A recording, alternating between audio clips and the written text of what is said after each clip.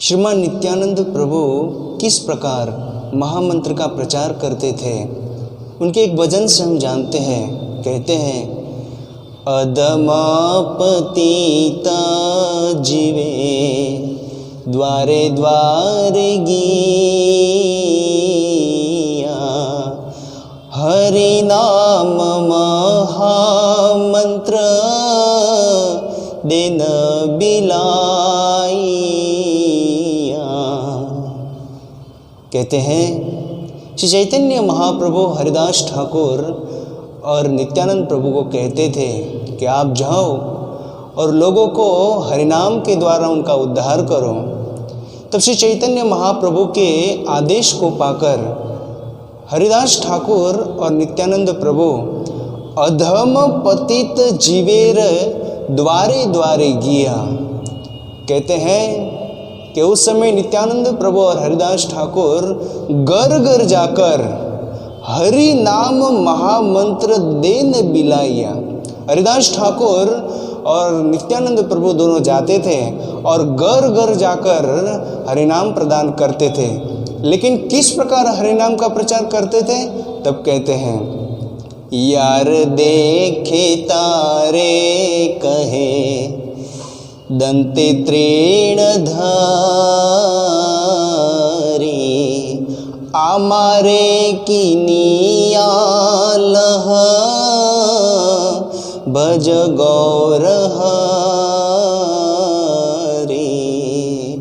श्रीमान नित्यानंद प्रभु यारे देखे तारे कहे, जिसको भी देखते थे उनको दंते तृण धरे, मुख में तिनका लेकर श्रीमान नित्यानंद प्रभु लोगों को कहते थे कि आप भगवान का भजन कीजिए, हरिनाम लीजिए।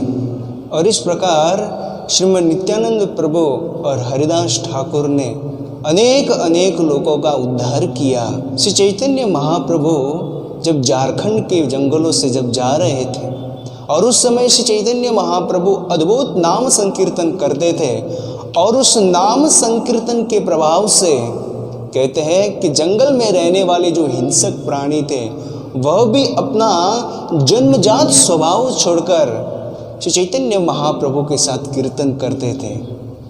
और कीर्तन का अद्भुत प्रभाव है।